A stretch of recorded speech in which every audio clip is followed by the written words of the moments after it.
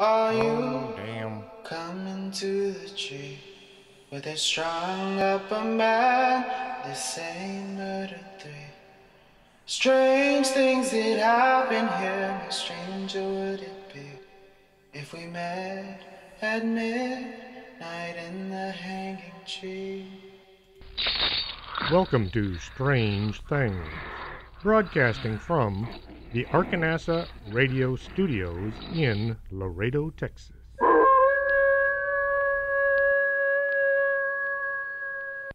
And welcome to the show. I'm your host, Chris James. And once again, it just wouldn't be a podcast without all kinds of bizarre technical things happening around the studio. This time, not only was my garage band not working, but my soundboard had decided to quit. Everything was on the board, I just couldn't get anything to play. After unplugging and plugging everything back in about twice and cleaning anything that needed cleaning, I finally just had to turn the computer down and let it reboot. Now everything's back up running again. I don't know why this happens. Gremlins, maybe. Maybe there's a spirit lurking in the back of the studio somewhere is trying to communicate with me. Whatever the problem is, I've got it fixed now. And so, tonight, I am going to be talking about The Little Girl. And not The Little Girl Lives Down the Street. That was a horrible movie. Since I arrived in Laredo, I've heard stories about people seeing a little girl at the Mall del Norte late in the evening when everybody has gone home. The cleaning staff would see this spirit near the Sears store. She was seen wearing a white dress that looked way too fancy for a shopping trip. It hung down to her knees. Sometimes she would be holding a doll. Other times she wouldn't be holding a doll. Just depended on the night of the week. On occasion, she's seen holding a balloon. Anytime the cleaning staff tried to approach her, she would simply vanish. I heard this story so often when I was out for a late-night run, I would swing by the mall and look through the doors as I passed the Sears. Never got to see anything, but I still tried every once in a while. Just about any time I asked people about ghost stories, I would hear about the mall ghost or the little girl. Some folks could describe her right down to the old-fashioned boots she had on. They had buttons. They stopped using buttons back in 1914. This sounded like an interesting story, but I could never find anyone willing to say they had actually seen her.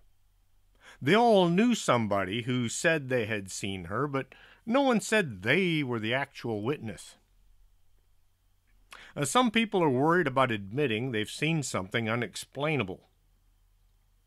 Back when I was still working for the government, I was the member of the Special Response Team.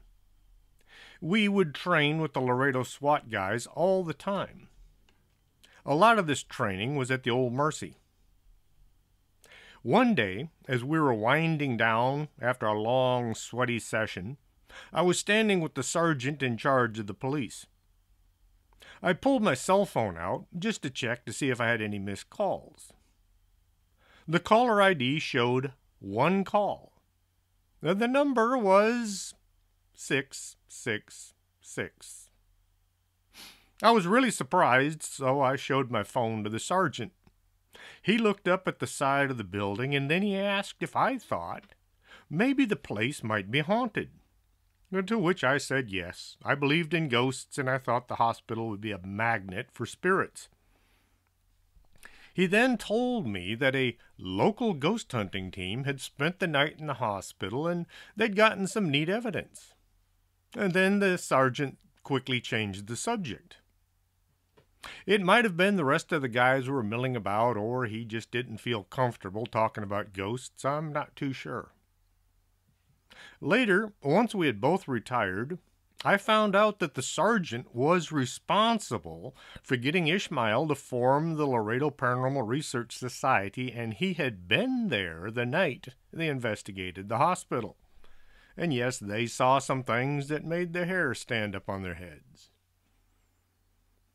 For my first 20 years in the Border Patrol, I kind of kept my interests on the down low. If people asked, I would admit my fascination with paranormal, but I didn't advertise it. I almost always had a book or two with me that had something to do with ghosts or UFOs. It's surprising the effects that some people had when they would see them. I had one guy accused me of all kinds of nastiness, like I was some kind of a Satan worshiper or something. He was looking at a book about UFOs, and he was one of those people. Once I had my 20 in, I no longer cared what people thought.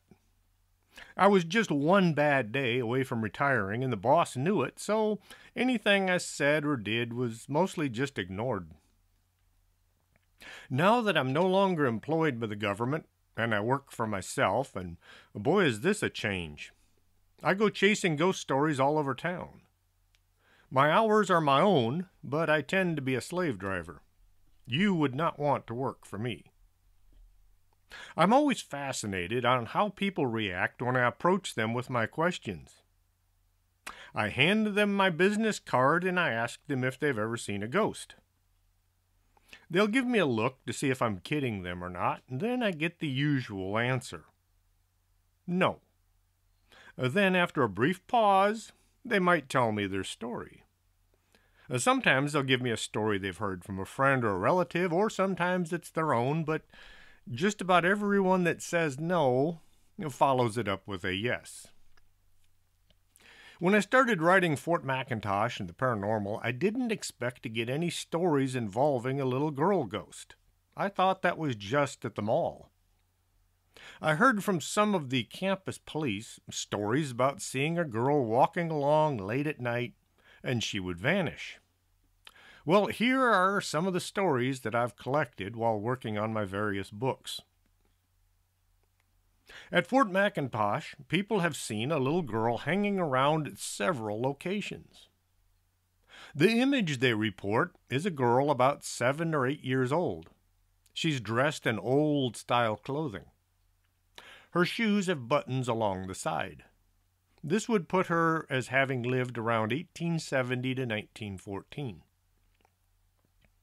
People see a young girl walking along the sidewalk or crossing the street on the fort. Then they lose sight of her or simply write it off as thinking she must have turned a corner or maybe she entered one of the buildings. It's not unheard of for young girls to enter one of the campus structures. Her odd dress is just a mistake in viewing. Most of these sightings never get mentioned. Late one night, a police officer was checking out a report of suspicious activity at the motor pool. This area is west from the guardhouse, behind the old bookstore. The officer spotted somebody walking around in the yard where the vehicles are stored. He could see it was a young girl who shouldn't have been wandering around so late at night. Now, there is a neighborhood just a few hundred yards south from the yard. People live there along with many small children. Maybe she had wandered away from her home. Perhaps she's playing some kind of a game. The officer asked her what she was doing wandering around in an area off limits to unauthorized personnel.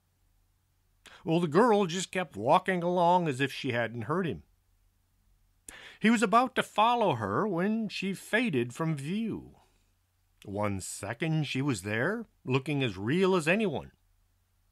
She was gone so quickly the officer thought she must have ducked down behind something. Well, the motor pool isn't exactly full of things. He walked over with his flashlight and looked behind and under the vehicles. The yard wasn't all that full.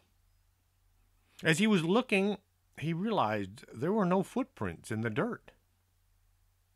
Unable to find any sign of the girl, the officer wrote it off as being an unfounded report. He wasn't about to tell anyone that he was seeing things. Nobody wants to be considered as being prone to hallucinations. Police officers avoid talking about anything that might cause people to think they were anything but rational, logical, unflappable folks who never see or do anything out of the ordinary. During my research, I spoke with several campus police officers. They were all friendly, especially when they found out I was retired from the Border Patrol. Several of the officers had stories to tell, with the caveat I not use their names. I also spoke with several officers no longer working for the Laredo College. This doesn't mean they never have paranormal encounters, they just never talk about them. Not until after retiring or reaching the point in their careers where they aren't worried about other people's opinions. The happiest day in your career are the days they pin your badge on and the day you reach 20 years. And then you're kind of immune from just about any damage you can do to your own reputation. The same little girl has been seen walking along the walkway in front of the chapel. This used to be a street where you could drive, but now it's just a walkway. Late at night, people have seen a little girl dressed in old-style clothing, walking along as if she's got someplace she needs to be. Anytime anybody tries to approach her, she just disappears. She's also been seen in front of the hospital, over by Washington Street. The Laredo police cruise through the college all the time.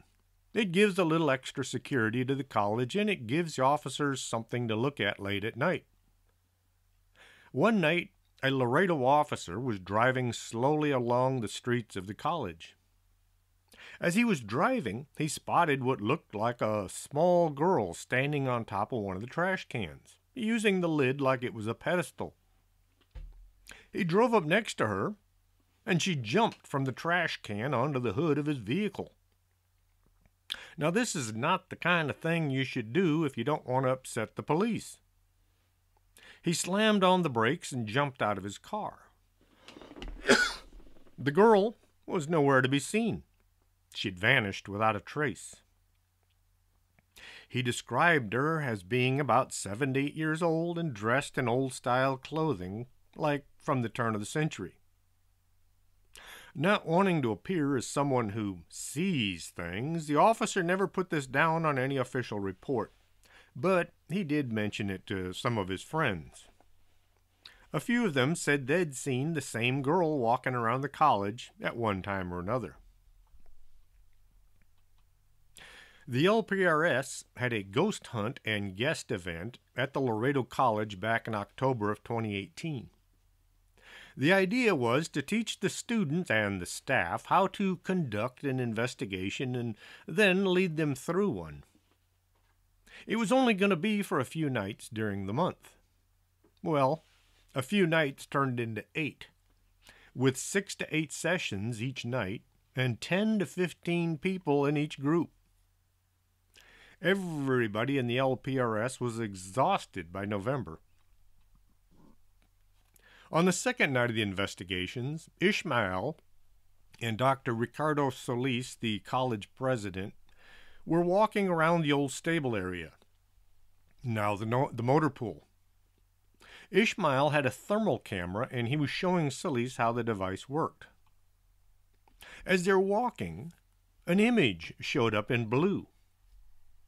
On the thermal camera, people give off heat, and they'll show up as either white or red. Anything blue means it's cold.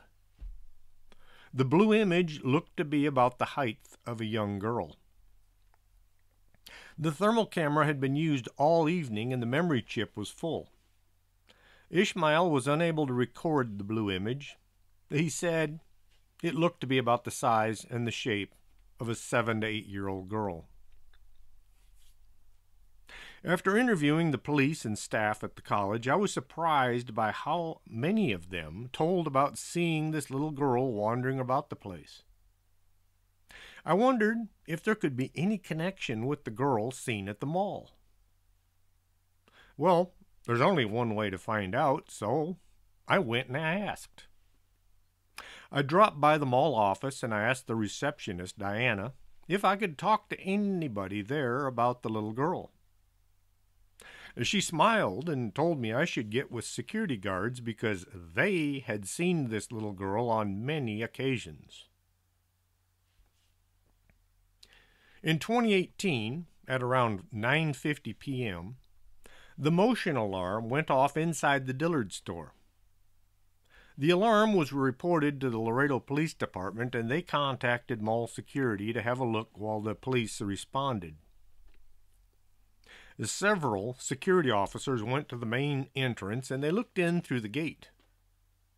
See, mall security don't have access to the inside of the stores unless the owners of the stores allow them. They're responsible for the corridors and the main building itself, but not the actual insides. Those are responsibility of the police. Well, several security officers were standing outside the entrance looking in. One of them was an off-duty sheriff's deputy who worked at the mall, and he was sent outside to check all the doors. The supervisor told his partner to stay at the gate while he went to check a side exit. The police arrived, and they brought along a canine to search for anybody inside the store. They found no sign of anyone being in the store or having tried to break in. Well, the supervisor went back to the main gate where the other security guard had been standing. The other security guard was as white as a sheet. The officer said he had just seen a little girl, about 6 to 8 years old. She had a long white gown that looked as if it was from a long time ago. He said she was there, and then she was gone in the blink of an eye. Farther north from Sears is the Macy's store. People have reported seeing a balloon drifting along as if held by an unseen hand. It's visible for a few seconds before it vanishes from sight. It doesn't pop, it just fades away. Officer Jared saw a pink balloon in front of a Macy's store. It was moving along about 5 feet up from the floor, about the height if a little girl, a child, were holding the string. The balloon went along at about 20 yards, and then it settled down to the floor. And then it just kind of drifted along as if it had been discarded by the owner. Now, helium does leak out, but it doesn't leak out in just a few seconds. It takes days for a balloon before it no longer will float. It'll still be round, it'll still look like a balloon, it just won't have any ability to stay up in the air. Well, Jared looked at the balloon, now sitting on the floor. The former owner no longer had an interest in it. Well, the balloon could be considered a hazard if somebody were to step on it and slip and fall, so he punctured the balloon and threw it in the trash. 2 years later, Officer James was working the late shift when he received a call from the sergeant. The sergeant asked James to meet him in front of the movie theaters. There was a blue balloon that seemed to be following the sergeant. As he was walking towards the Dillard store, the blue balloon was right behind him.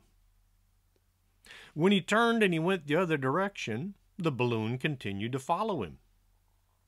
Well, finally, the sergeant just made a joke saying, "It's the ghost of the little girl." Once the two officers were standing in front of the Dillards once again, James said, "It's time for us to go. You can stay if you want to." They both went back to the office and signed out so they could get the heck out of there. Could a ghost girl from the turn of the century be playing with a balloon? Toy balloons were invented in 1824 by Michael Faraday, so it wouldn't be unusual for a ghost from back then to have a toy balloon.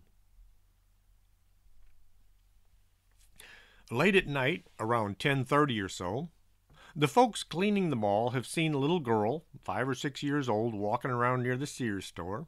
This is the far south end of the mall. She's dressed in early 1900 style clothes and has a doll clutched to her chest. Sometimes the folks cleaning will hear her crying as if she's lost. Well, the LPRS had arranged to spend the evening looking into the story, but things just didn't work out due to scheduling and liability. The description of the little girl is very close to one seen at Fort McIntosh. The ghost at Fort McIntosh hasn't been seen holding a doll, but the rest sounds about the same. Could this be the same ghost or spirit? It's 3 miles in a straight line from Mall del Norte to Fort McIntosh. Could or would a ghost travel that far? Well, we don't really know. Until a ghost sits down and allows an interview, we may never know. Ghosts don't follow the same rules that we do. Lots of people on TV shows like to act as if they have all the answers when really we don't even know most of the questions yet. For example, there have been people that say, "Oh, there's a ghost in this building. Somebody must have died here." Well, that's not necessarily the answer. You can have a ghost in a building where nobody's ever died. Or you can have a building where lots of people are murdered, and yet there are no ghosts. For example, the area where World War I was fought. There are still thousands of bodies under the ground that nobody knows who they are, where they are, because of the huge explosions that took place during battle. You'd expect the entire area to be just pregnant with ghosts and spirits. And yet, the people investigating over there say that they run into surprisingly few ghosts. Well, back to the mall again. There's a meter box located just outside the mall. On occasion, the door will simply open by itself. Inside the box, somebody wrote with a felt-tipped pen, "Have you seen her?" Everybody that reads this message immediately thinks about the little girl. Diana, the receptionist at the mall, used to work at the Laredo Energy Arena. I guess it's called the Sames Arena now. As she told me, the cleaning staff were out picking up trash in the parking lot when they received a call from security. The guard watching the closed-circuit camera had spotted a little girl in the lot near where they were working. Well, the cleaning staff went to see why a little girl was wandering around in a location where there are no houses. There are a few hotels, but they're all several blocks away. So they thought maybe she had wandered over from there. As the cleaning staff walked around the parking lot, they called security desk and they asked, "Where's the girl?" The guard told them, "She's standing right next to you." Well, the guard could see the little girl on the monitor, but nobody out there could. Think about that for a second. The camera is picking up a spirit standing right next to you, but you can't see it. The cleaning staff wasted no time getting out of there and back inside the arena. The next couple of stories came from a woman named Blanca. We met at the Laredo Center for the Arts. I was asking people who came to our table to tell me their ghost stories, and Blanca has had an interesting life. This is how she told the stories, so I'll try to put it into her words. So when I say it was my this or my that, just think this is Blanca talking and not me. I'm not going to use a high-pitched voice. It doesn't work. So here it is, Blanca's story, the way she told it to me. When my granddaughter Esmeralda was small, maybe 4 years old, she had an imaginary friend. It all started out one night as I was talking to my daughter, Perla, on the phone. My daughter said Esmeralda was acting kind of strange. Oh, I asked what she meant. Perla nearly broke out in tears as she told me, Esme is talking as if there's somebody else in the room. She's having an entire conversation all by herself. I'm scared of what's going on. I told my daughter, don't be scared. Ask her, who is she talking with? Well, my daughter only replied that I'm scared. So I told her to put the phone on speaker so I could talk to Esme. I asked Esme, who are you talking to? To which she said, Yaya. I asked, who is she? Esme said, my friend, but I'm telling her not to look at my mom, but she keeps looking at her. Esme sounded as if she was mad by this activity. Well, Sunday I took Esme home with me. I kept asking her questions. I asked who was Yaya and where did they meet? Esme said Yaya was her friend. I asked how old she was. Okay, I do not want to buy a new roof. I asked what did Yaya look like? Oh, correction. I asked her where did she meet, and she said they're at the house. I asked her how old is Yaya, to which Esme said she's about 5. I asked what Yaya looked like, and Esme said I can't see her face. I asked why, and Esme said that her hair covers her rostro.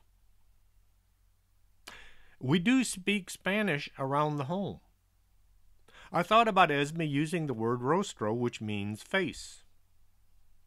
I thought about it, and I realized that we never use rostro, and there's no way Esme should know it, let alone use this particular word. We had used cara on many occasions, but never rostro. Rostro is more like a visage or countenance. This led to more questions. Blanca asked Yaya, or Esme, what happened to Yaya?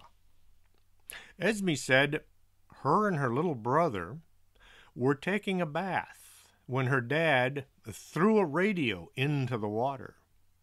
They both died, and that was why she keeps her face covered. It's burned. I was like, oh my God. I couldn't believe what I was hearing. I asked, where is Yaya right now? I could see Esme was looking at someone or something right in front of her and shaking her head. Esme told me, she's here with me in the tub. I said, okay. I told Esme, get the washcloth and give it to Yaya and tell her she'll have to scrub herself because I can't see her. Esme grabbed the washcloth and then handed it to where Yaya was supposed to be. She said, Grandma says you'll have to wash yourself 'cause she can't see you. I took Esme out of the tub so she could get ready for bed. Well, Esme wanted Yaya to get ready as well. I told my granddaughter, tell Yaya that she can stay here as long as she wants, but she's going to have to be a good girl or she'll have to leave. Esme looked at me and said, she heard you and she says, okay. One day as I was cooking, I had Esme sitting at the table coloring, and she was talking to herself or probably to her friend. I finished cooking and I served her some food. Esme asked, Grandma, Yaya is hungry too. So I asked, where is she? Esme pointed to the chair next to her and said, she's right there. I got a small plate and I served a small portion of food. I never saw the spoon move or the food get eaten, but it was a bit strange serving a ghost.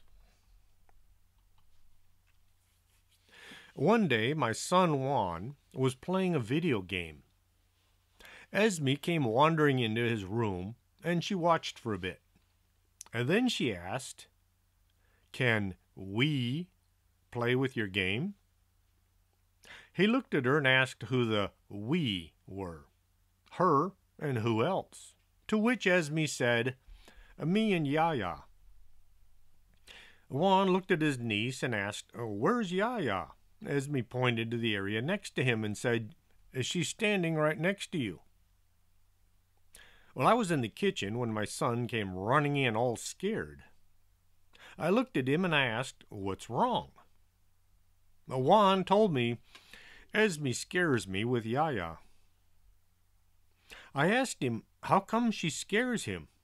Juan said, "I asked her where was Yaya, and she pointed next to me and said she was standing right next to me." I laughed and told Juan not to be afraid. Yaya wouldn't do anything. Juan was still shook up and said, "It's still scary, and I don't much like it." When my daughter picked up my granddaughter for the weekends, I would tell Esmeralda to take Yaya with her. One night, my husband and I were leaving. We were heading out to the clubs. My 3 sons were not home, and I was the last one out the door. I turned off the lights, and as I was walking to the front door, I entered a cold spot. All the hair on my arms stood up, and I felt a chill run down my spine. I practically ran out the door, thinking I was no longer alone in the house. My husband looked at me and asked, "What in the world is wrong with you?" I told him there was something behind me. I could feel it following me as I walked through the house. It felt mean and angry. Yaya went everywhere with my granddaughter, and I mean everywhere. She would go to my niece's house when they went to be babysat. Joanna would take care of Esme any time me and my daughter had to work or were too busy during the day. One day I had Esme when my niece called my daughter and asked her, why did she drop Esme off without telling her? My daughter told her she hadn't dropped Esme off. Esme was with her grandmother. My niece had been looking at the camera that showed the front door to her house. She'd seen a little girl standing there, waiting to be let in, and simply thought it was Esmeralda. When my niece opened the door, there was no one there. She looked all around the yard and even out in the street, but there was no one. Going back inside, she looked at the camera once more. Again, the little girl was standing right there. My niece went back to the front door, thinking Esme was hiding on her or something. Once more, there was nobody at the door. After doing this a few more times, my niece said to tell Esme to take Yaya with her, and from now on, don't bring her to the house.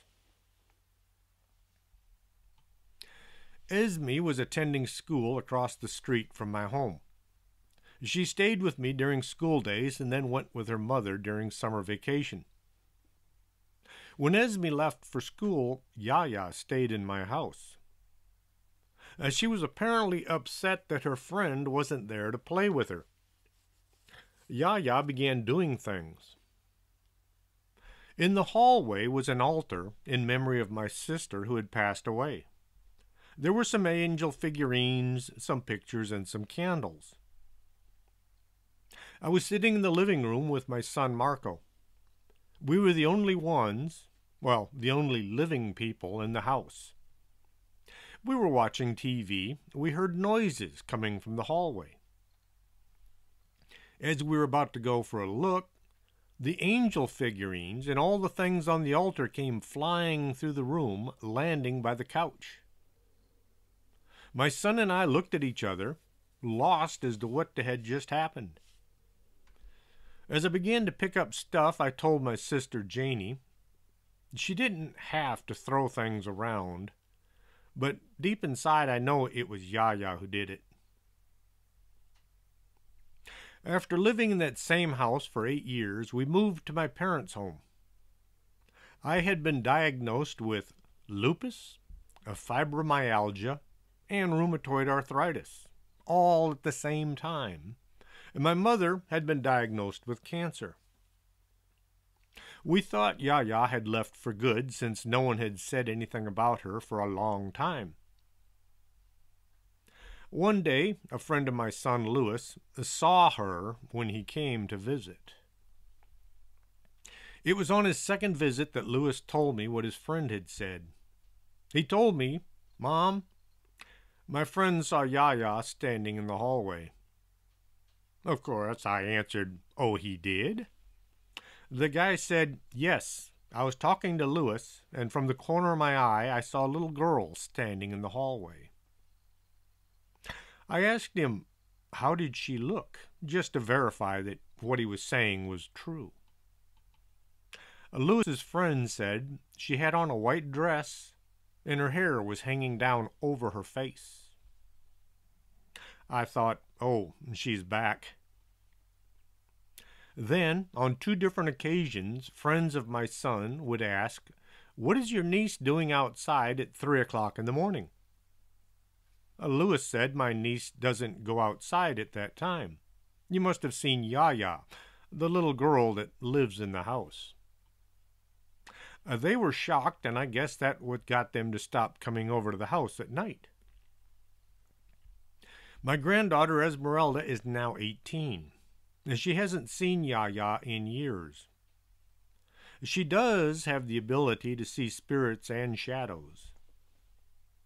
My other granddaughter, Jasmine, is like us. She also has the ability to see them as well.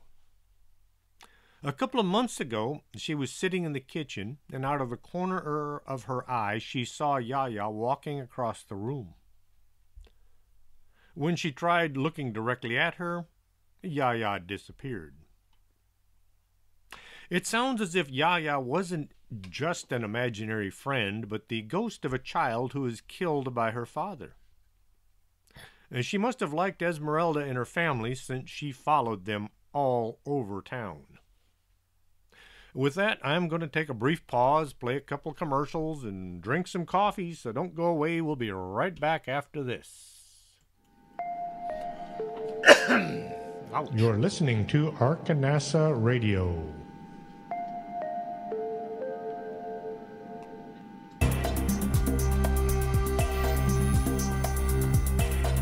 Did you hear a bump in the night and you think it just might be a ghost?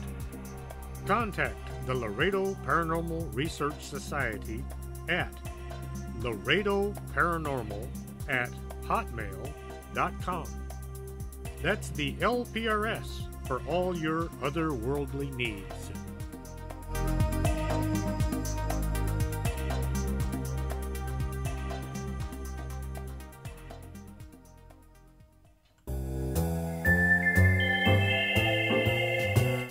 If you need to squint and hold things out at arm's length to see them, maybe you should get your eyes checked. Del Norte Optical, 107 Calle del Norte, is right across from the Embassy Suites.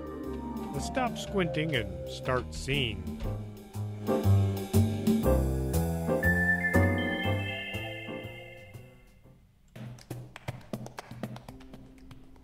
Coffee, nectar of the gods. And at the organic.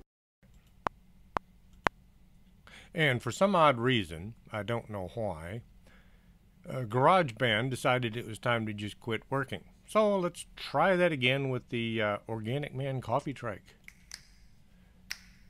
Coffee makes the world go round. And around here, we have the Organic Man coffee trike. 4501 McPherson, Suite number 9. If you're not looking for coffee, try their tea. It's the best in town. And remember, life is too short to drink bad coffee.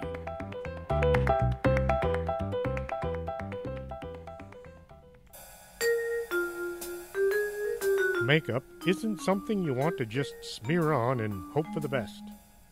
You might come out looking like Lon Chaney. Call Lourdes James, independent beauty consultant, and get a free makeover to see how makeup should be done. 956-723-3019.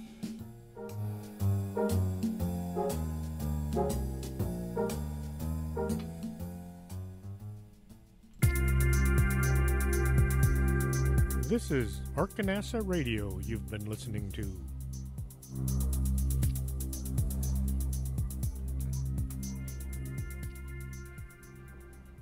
Yep, it must be a Monday. Except it's not Monday, but for some odd reason, all kinds of weird technical things keep happening around the studio.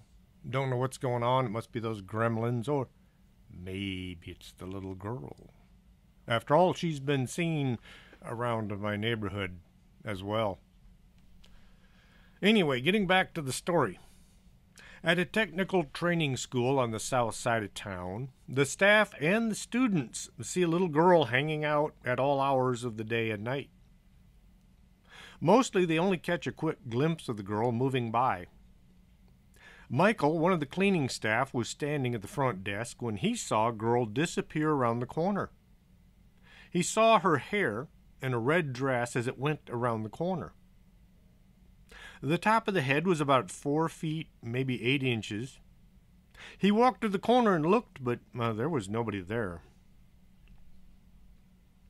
Friday, August 2018, Alex had just gotten hired to work at the Laredo Public Library on McPherson. He was watching as everybody left for the day, and he noticed a woman with 3 kids walked into the ladies' room.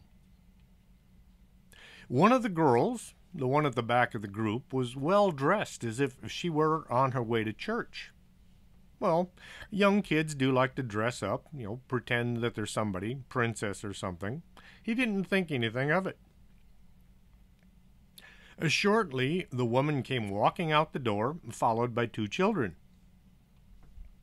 Alex watched the door, waiting for the 3rd girl to come out and join her family.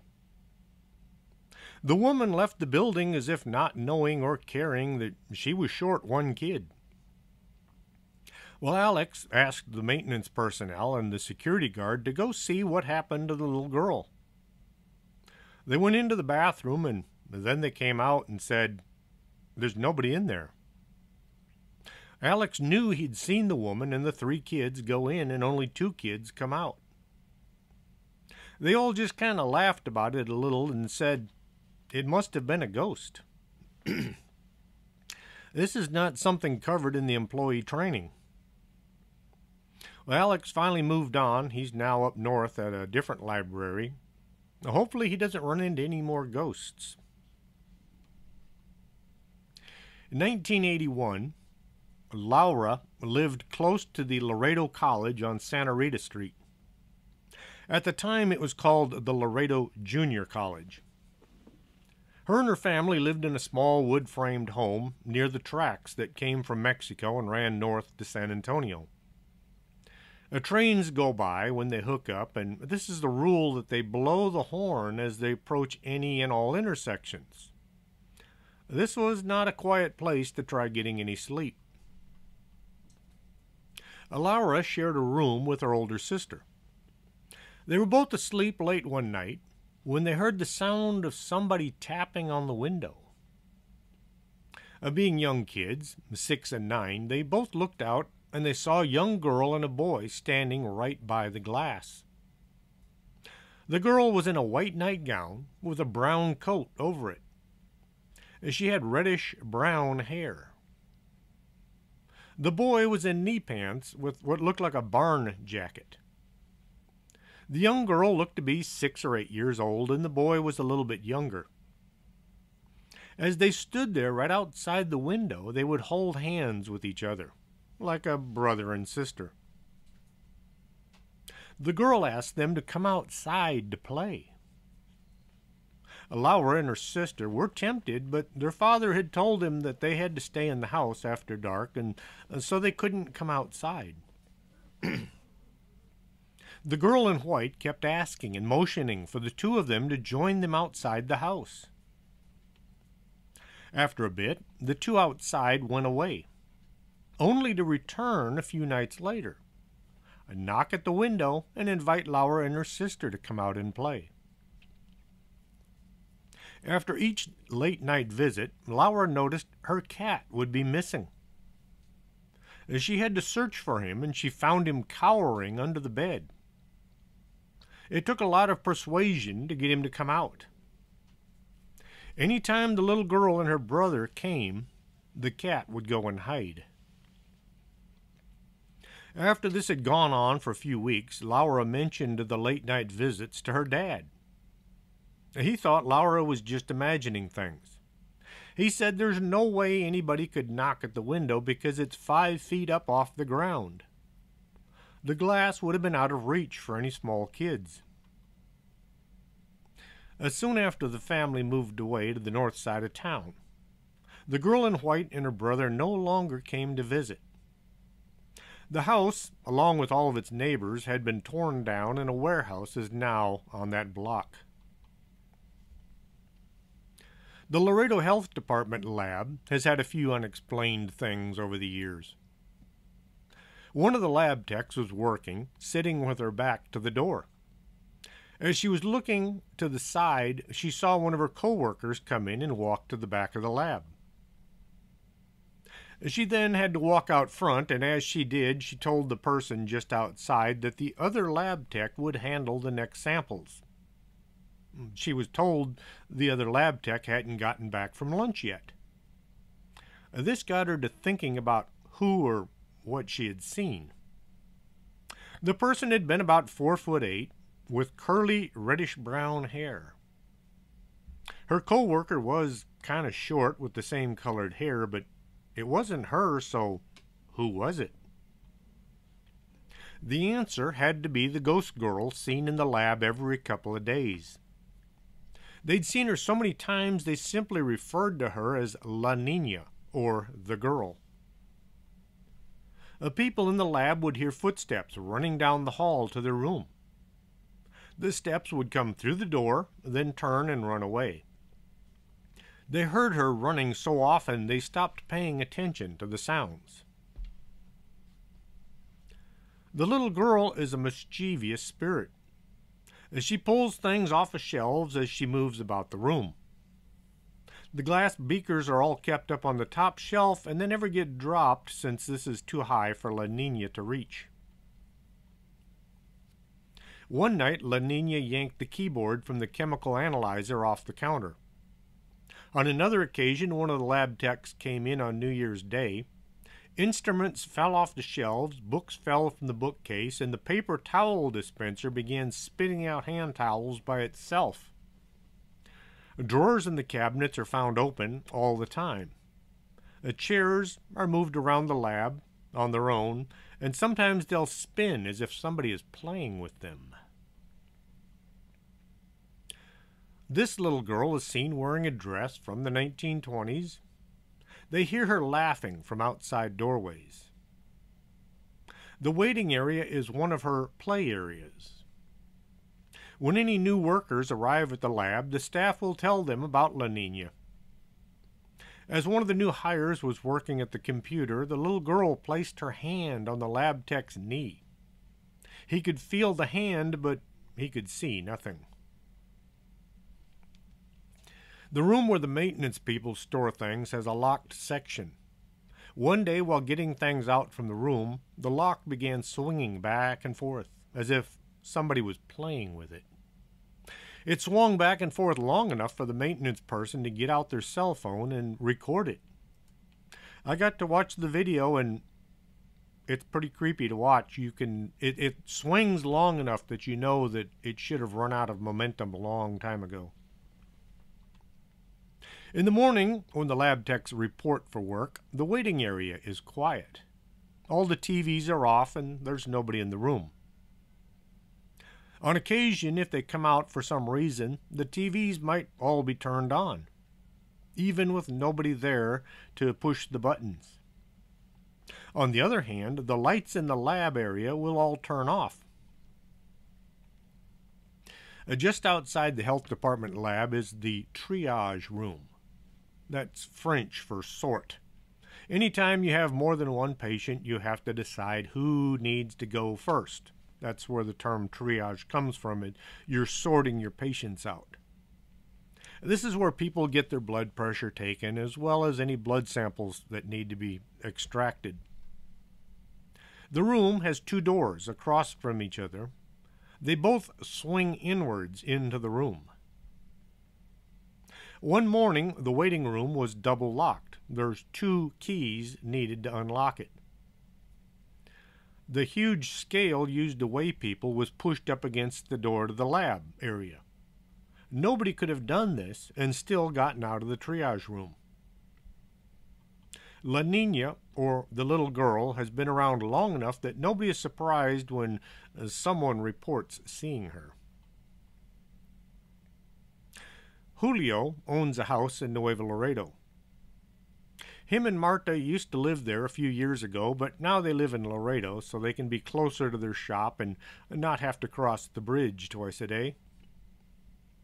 One morning, Julio was getting ready for work. He drove a truck in the oil field, and he had to be there early in the morning. The sun wasn't up yet as he got in the cab of his pickup, ready for the day. As he was pulling out of the driveway, he saw a little girl standing by the fence to the school across the street from their home. She was dressed like any schoolgirl, uniform, dress, backpack. Julio looked at her as he pulled out onto the street. At first, nothing looked odd until he noticed as he drove by, she didn't move. Her back was towards him the whole time, and she didn't even turn her head as he drove by. Then it dawned on him. It was way too early for anybody to be at school, especially such a young student. This got him to thinking this was no ordinary girl, but maybe some kind of a phantasm or a ghost.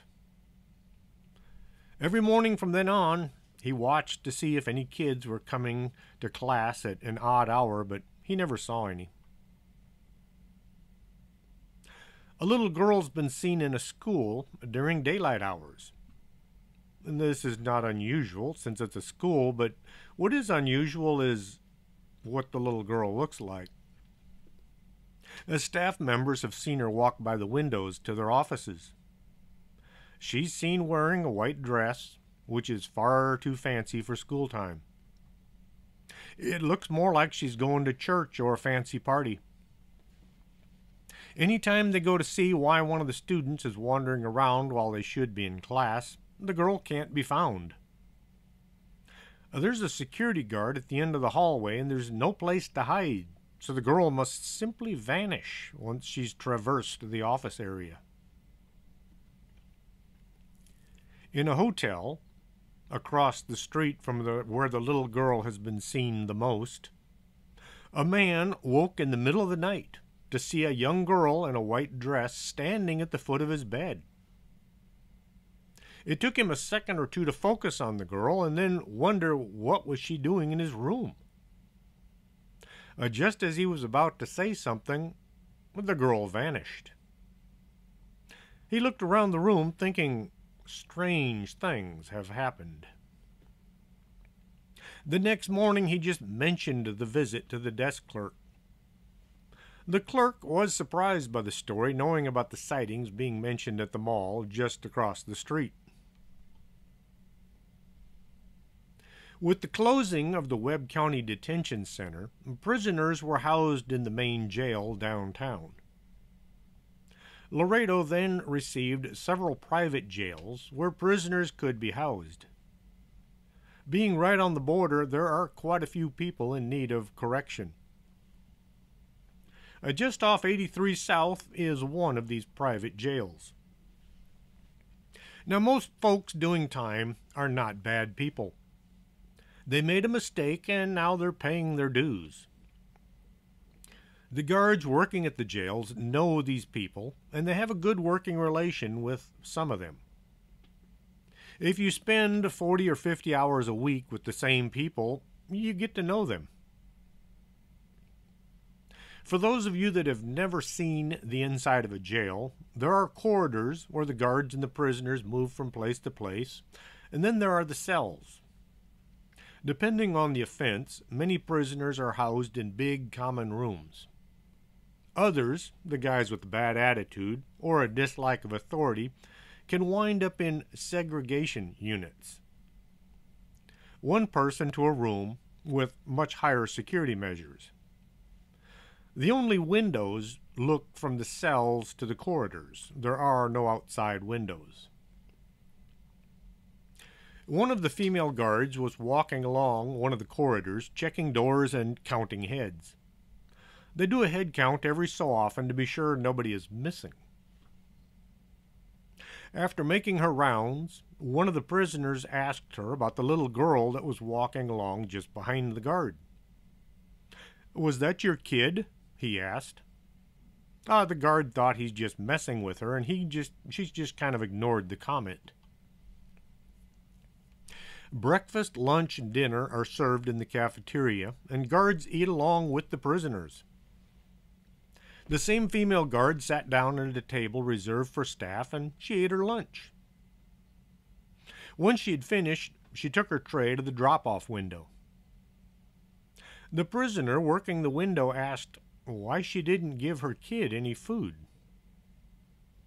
The guard thought the prisoner was messing with her like the last guy. She asked what kid the prisoner was talking about. The prisoner told her there was a little girl that sat down right next to her and watched her eat. The prisoner thought this was the guard's daughter. After checking with the other guards, she heard many prisoners had reported seeing a little girl walking around the corridors at night. The spirit seemed to have an attachment for this one guard in particular. The Hamilton Hotel was renovated and turned into retirement living. Late at night, people report hearing children running in the hallways. There are no young people, let alone children, in the building. During a blackout, the staff were checking the floors to see if any of the residents were needing anything. Walking along the hall, using a flashlight, the assistant manager saw what looked like small footprints on the floor. The footprints looked like somebody had just stepped in talcum powder or flour and then walked down the hallway. They were small, barefoot. The footprints went down the hall and they ended at the door to room 718. He knocked, and then he asked the person living there if they were okay. They said all was fine. Surreptitiously, the assistant manager looked around the room, but he saw no kids. The footprints didn't actually enter the room. They stopped right at the threshold. In the morning, when the management opens the front office, they would see handprints all over the glass door, about waist high. These prints look small, like a child's hands, and they're pushed up against the glass. The prints are easy to see, but hard to explain. At 1:30 in the morning, people have seen and heard a boy and a girl playing ball in the lobby. They would bounce the ball back and forth off of one of the walls. When approached, the pair simply fade away. One of the security guards came running down the stairs, stopping just long enough to quit, saying something had grabbed him. He was alone on the floor, but he felt arms wrap around him. He was through working there. He left in a hurry. Joe Rogerio used to work for the city. He was called in to help out during a blackout. He saw footprints on the floor of one of the hallways. These footprints were about the size of a young child, maybe 8 to 10 years old. This was a different set of prints than seen by the assistant manager.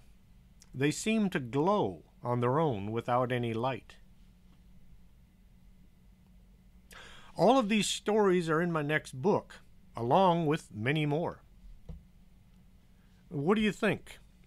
Is there a ghost of a little girl running around Laredo giving people a scare? Or are there a bunch of ghosts, all that look the same and act the same? Most of these spirits are seen in white, although some had different colored dresses, like the one at the school, the technical school. The sightings of the little girl at the mall have become so prevalent that they've actually given her a name. They call her Ashley. Just something to call her. From Laredo College to the Laredo Arena, that's just about from one side of town to the other. Then Mall del Norte to the South Campus is also nearly one side of town to the other. I didn't mention the sightings of the little girl at the South Campus, but she's been seen peeking around corners late at night when the buildings are all but empty. If you've seen a little girl ghost in Laredo, or if you have a ghost story you want to share, send it to me and I'll put it in my next book, Paranormal Laredo. I hope to have it out by September in time for the ghost season. Now, there's not really a season when ghosts are seen, but there is a season when people are highly interested in it, so I figure I'll release my next book in time for October, hopefully. If you do have a story, ghost, UFO, even a cryptid or two, send your stories to strangetthings@arkanasa.com. That's ARCANASA.com. And don't put stranger things, it's just strange things. I had the name first. That TV show came out about 2 months after I had started doing the podcast, but, well, we have to share the name, I guess. Hope you enjoyed tonight's show. If you did, tell your friends. Let them know what they're missing. If you didn't enjoy it, well, nobody wants to hear from you anyway. So, till next Saturday, this is Chris James for Strange Things, and hopefully this is the end of my technical problems for a while. Are you coming to the tree where they strung up a man? They say murder 3. Strange things that happen here, how stranger would it be if we met at midnight in the hanging tree?